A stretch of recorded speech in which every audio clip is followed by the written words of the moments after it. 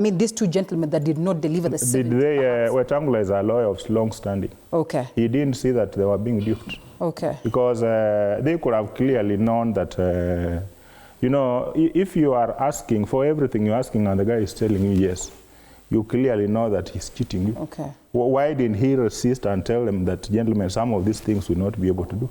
But because he knew that he wanted their support, everything they said, he agreed to. One, if he was sincere in whatever discussions they were having, the starting point would have been they should not have allowed UDA to run candidates in Western Kenya. They should have left Ford Kenya and ANC to run candidates in under Kenya Kwanza, but in Western Kenya. Okay. That did not happen. Two, they should have agreed to share seats in Nairobi here. Because you have, the way my brother here said, there is a very heavy Luhya presence in Nairobi here. And there are constituencies which are predominantly Luhya. Why didn't they allow them to take those constituencies? And there was, by the way, there were MPs in Nairobi take advantage of the Luhya. I know, I have all those numbers. So, you see, they never negotiated a proper deal for Nairobi.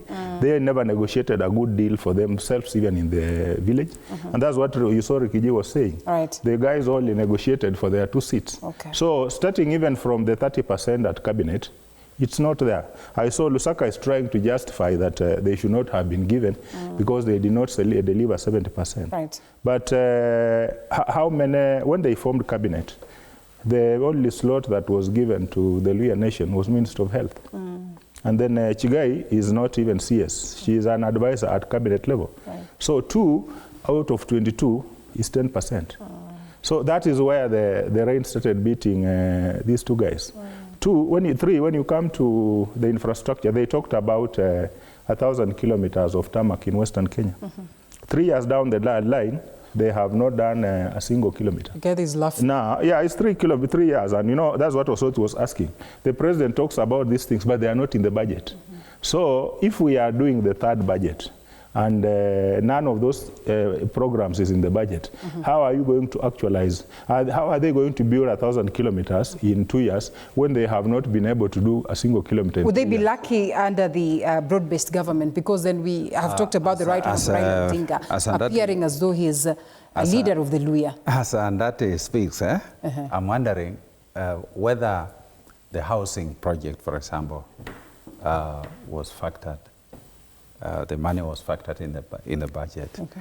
Now, I'm also wondering, is it the final program or project that the government is undertaking in the country in all the 47 counties at the same time? Maybe something more is coming. Right. I don't know.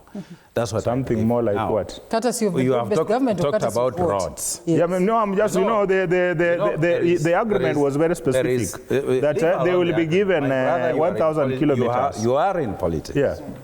And you can differentiate between politics, where we are looking at personality, charisma, we are looking at resources, we are looking at the ability to mobilize.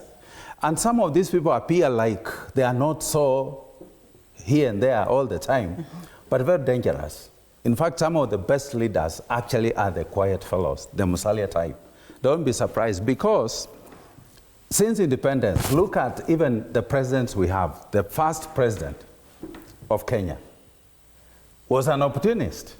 The government was supposed to have been formed by Odinga and Masinde Muliro. One of them will be president and another one vice president. But then this guy said, let's wait until our colleagues come out from cell before we form our government. Now, when Kenyatta came out, actually, sympathy and all this and that. So he took the presidency with ease.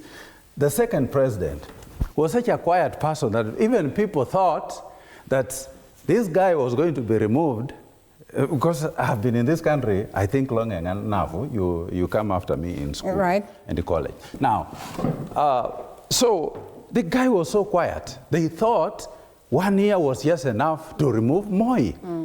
He actually ruled this country for 24 years. Yeah. Look at Kibaki. Just someone, Odinga emerges and says, Kibaki tosha, without struggle. Are you telling us that Musalia so watch the likes of Musalia Mudavadi after President Ruto. Okay, hold it right there. Prof, are you there?